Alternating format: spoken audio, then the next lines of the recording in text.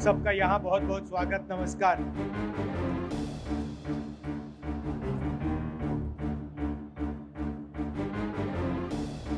नरेंद्र मोदी जी और बीजेपी की सरकार ने आज पार्लियामेंट हाउस में संविधान दिवस पर फंक्शन कराया।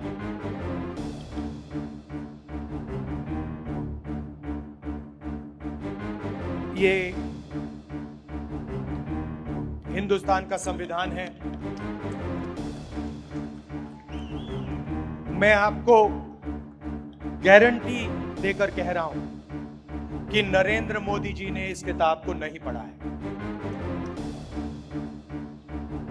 क्योंकि अगर नरेंद्र मोदी जी ने ये किताब पढ़ी होती तो वो जो रोज करते हैं वो नहीं करते। इसको हम संविधान कहते हैं और इसको किताब का फॉर्म दे रखा है, मगर ये एक किताब नहीं है। ये हिंदुस्तान की हजारों साल की सोच है और 21वीं सदी में हिंदुस्तान की जो कहो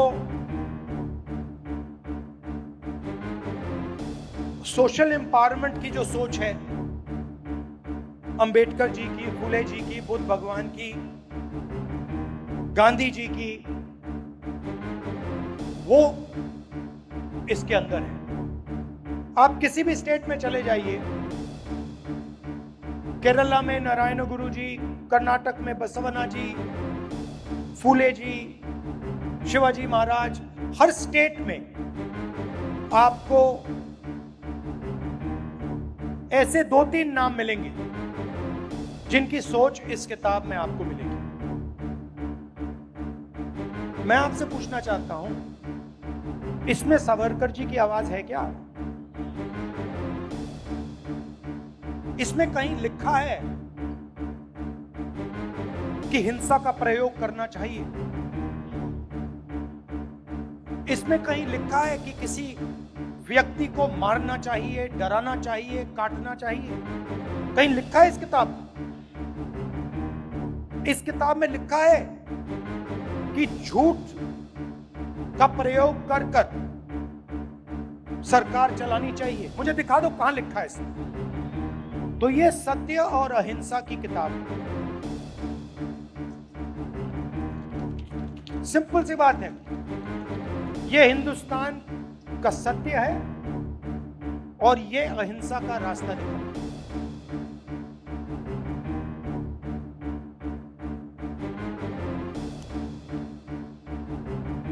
कुछ दिन पहले तेलंगाना में हमने कास्ट सेंसस का काम शुरू किया।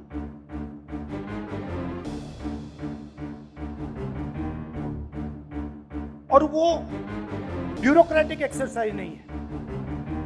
पहली बार कास्ट सेंसस को तेलंगाना में जनता की एक्सरसाइज बना दिया गया। जो सवाल पूछे जा रहे हैं वो बंद कमरे में 10-15 लोग नहीं चुन रहे हैं, वो लाखों लोग, उसमें दलित, आदिवासी, पिछड़े वर्ग के लोग, गरीब जनरल कास्ट के लोग, माइनॉरिटी के लोग, सब लोग हैं। और तेलंगाना की जनता ने सेंसस डिजाइन किया है। ऐतिहासिक कदम है। और जो हम तेलंगाना में कर रहे हैं, जहां भी हमारी सरकार आएगी, जिस स्टेट में, चाहे कर्नाटक हो, तेलंगाना हो, और आने वाले समय में जहां भी हमारी सरकार आएगी, हम उसी प्रकार से जाति जनगणना को करें।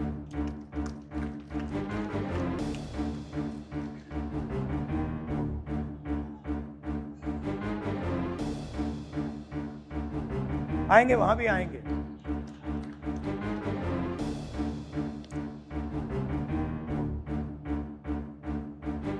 जाति जनगणना क्यों? क्योंकि अगर हम हिंदुस्तान के पॉपुलेशन को देखें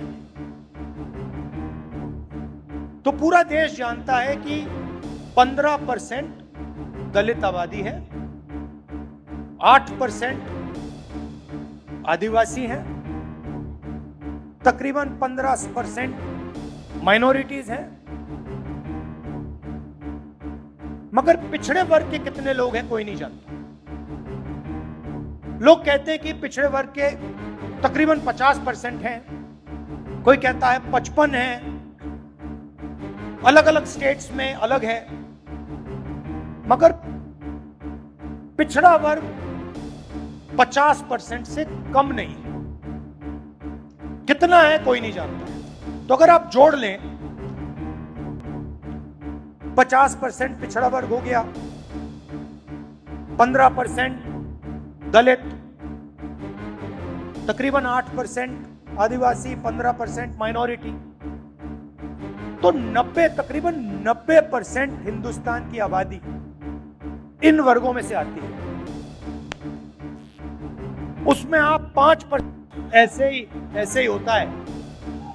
मैं आपको बताता हूं, जो भी इस देश में 3000 साल से जो भी दलितों की, आदिवासियों की, पिछड़ों की, गरीबों की बात करता है, उसका माइक ऑफ हो जाता है। माइक ऑफ हो जाता है। आपने देखा होगा, मुझे कहा जब माइक ऑफ हो गया तो मुझे कहा, काफी लोग आए और उन्होंने कहा जाके बैठ जाइए। मैंने कहा मैं नहीं बैठूंगा, मैं खड़ा रहूंगा, मुझे नहीं बैठना। माइक जितना ऑफ करना है करो, मुझे जो बोलना है मैं बोलूंगा।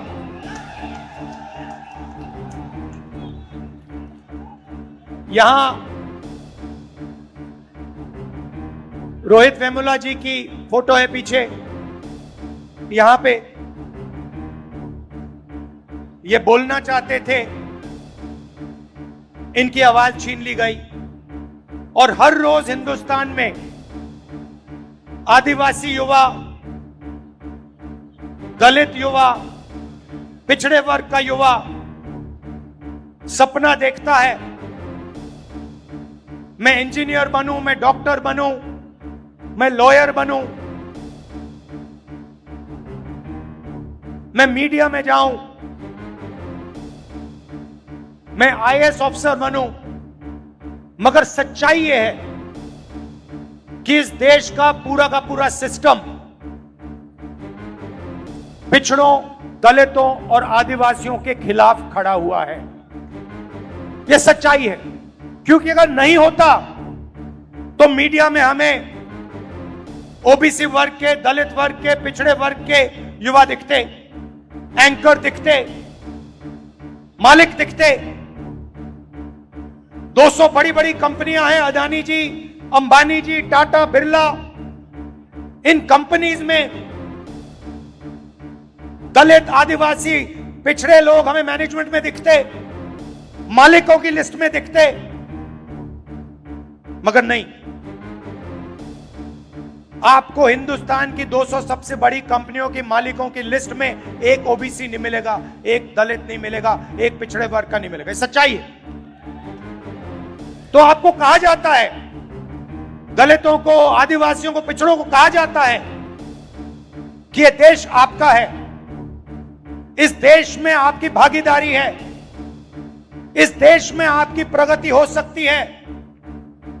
मगर अगर हम डेटा को देखें तो यह बिल्कुल झूठ साबित होता है। डेटा दिखाता है कि 90 लोग हिंदुस्तान की सरकार को चलाते हैं, बजट बांटते हैं। 90 में से 3 दलित, 3 ओबीसी, 1 आदिवासी। 100 रुपए में से 5 रुपए ओबीसी वर्ग निर्णय लेता है। 100 में से 5, आपकी आबादी 50%, भागीदारी 100 में से 5। दलित भागीदारी 15%, आबादी 15%, भागीदारी 100 रुपए में से 1 रुपया। आदिवासी 8% आबादी, भागीदारी 100 रुपए में से 10 पैसा।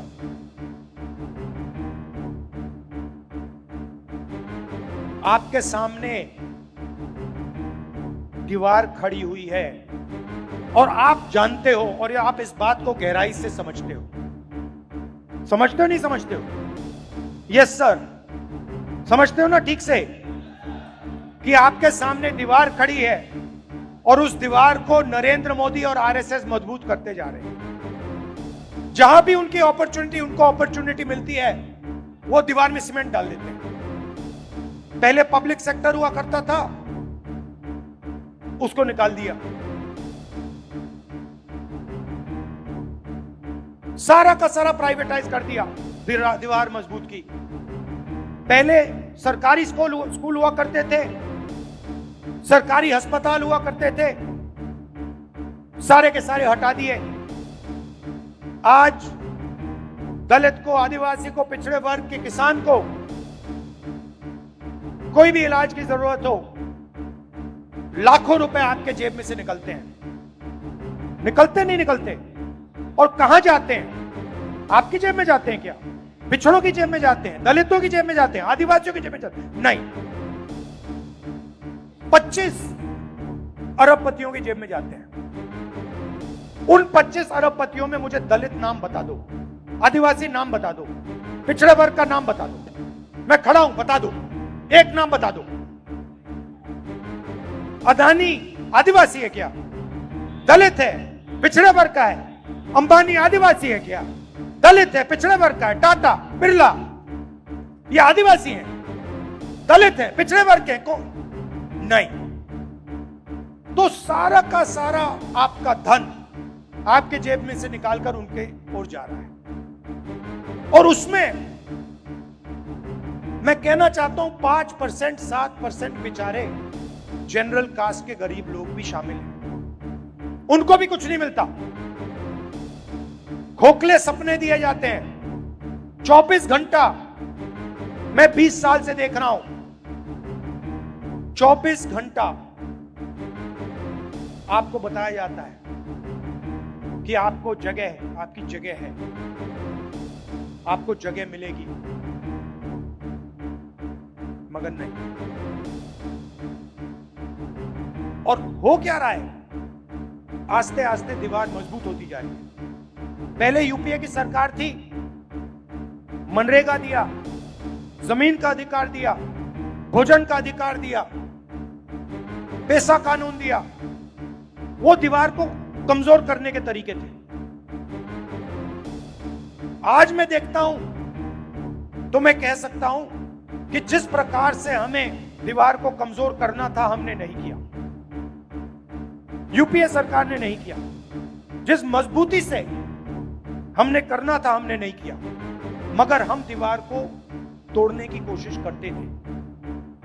ये दीवार में सीमेंट डाल रहे हैं, कंक्रीट डाल रहे हैं, फाउंडेशन दे रहे हैं दीवार का। इसीलिए जाति जनगणना की जरूरत है। जाति जनगणना से आप सबको पता लग जाएगा मीडिया में हमारे कितने लोग, कॉर्पोरेट इंडिया में कितने लोग, कोर्ट में कितने लोग, जुडिशरी में कितने, प्राइवेट अस्पताल हमारे कितने, प्राइवेट कॉलेजेस हमारे कितने। और अभी कहा गया कि ये एक्सरे है। एक्सरे पहला कदम है। सबसे पहले पता लगाना है कि सिचुएशन कैसी है, क्या है। हमें मालूम है कि दलितों को, पिछड़ों को, आदिवासियों को, गरीब जनरल कास्ट के लोगों को, माइनॉरिटीज को दर्द हो रहा है, वो दिख रहा है, सबको दिख रहा है। तो सबसे पहले पता लगाना है फ्रैक्चर कहां है, चोट कहां लगी है, कंपाउंड फ्रैक्चर है, सिंपल फ्रैक्चर, ये पहले लगाना पड़ता है। और उसके बाद जाति जनगणना से डेटा मिलेगा। 21वीं सदी है। जो पहले तेल को ब्लैक गोल्ड कहा जाता था, 21वीं सदी का तेल डेटा है। और हम दलितों के बारे में, आदिवासियों के बारे में, पिछड़े वर्ग के बारे में डेटा चाहते हैं। और जिस दिन हमारी सरकार के हाथ में ये डेटा आ जाएगा, उस दिन पूरा का पूरा जो विकास का पैराडाइम है, विकास को करने का तरीका है, विकास के बारे में सोचने का तरीका है, वो बिल्कुल बदल जाएगा। ये विकास की जो सोच है, की जो अप्रोच है, उसका फाउंडेशन बनेगा। तेलंगाना में हमने काम शुरू कर दिया है और आप देखना जब तेलंगाना में रिजल्ट आएंगे, जाति जनगणना का रिजल्ट आएंगे, तो हमारी पॉलिसी जाति जनगणना के डेटा के बेसिस पे बनेगी। और इससे बीजेपी डरती है। बीजेपी चाहती है कि 4-5% लोग अरबपति और 4-5% लोग हिंदुस्तान को कंट्रोल में रखें। और ये जो इन्होंने कंट्रोल कर रखा है, जो इसको ये खत्म करने की कोशिश कर रहे हैं, इस कंट्रोल को तोड़ने के 2 तरीके हैं। एक जाति जनगणना और दूसरा रिजर्वेशन को 50% से ज्यादा करना। तो इसमें हम लगे हुए हैं। तेलंगाना में हमने किया, कर्नाटक में किया, और जहां भी हमारी सरकार आएगी, हम दलित, आदिवासी, पिछड़े वर्ग, गरीब, जनरल कास्ट, माइनॉरिटीज का डेटा निकालेंगे और पता लगाएंगे कि विकास में उनकी क्या हिस्सेदारी है, हिंदुस्तान के फ्यूचर में उनकी क्या भागीदारी है, क्या भागीदारी होनी चाहिए। ये हमारा लक्ष्य। और मैं आपको बता रहा हूं, बीजेपी कुछ भी कर ले, आरएसएस कुछ भी कर ले, जाति जनगणना और 50% का जो रिजर्वेशन का बैरियर है, इन दोनों को हम खत्म करके देंगे। नेशनल लेवल पे मैं आपको कह रहा हूं, मैंने लोकसभा में कहा है, मैंने वायदा किया है, वहां पे इस कॉन्स्टिट्यूशन पे वायदा किया है कि जाति जनगणना को हम इसी लोकसभा में पास करके दिखाएंगे। क्यों? क्योंकि हम ये जो संविधान है, इसकी सोच की रक्षा करना चाहते हैं। हम चाहते हैं कि जो इसमें लिखा है कि हिंदुस्तान के सब लोग एक समान है, 1 मैन 1 वोट, इक्वालिटी, फ्रेटर्निटी, उसके लिए हम लड़ रहे हैं और ये काम हम पूरा करके आपको देंगे। मैं चाहता हूं, यहां आपने मीटिंग की, मैं चाहता हूं कि जाति जनगणना का जो मैसेज है और 50% रिजर्वेशन का जो मैसेज है, आप सब हिंदुस्तान के गांव-गांव में, हर शहर में, हर सड़क में आप जाके फैलाएं। जहां भी आप जाओ,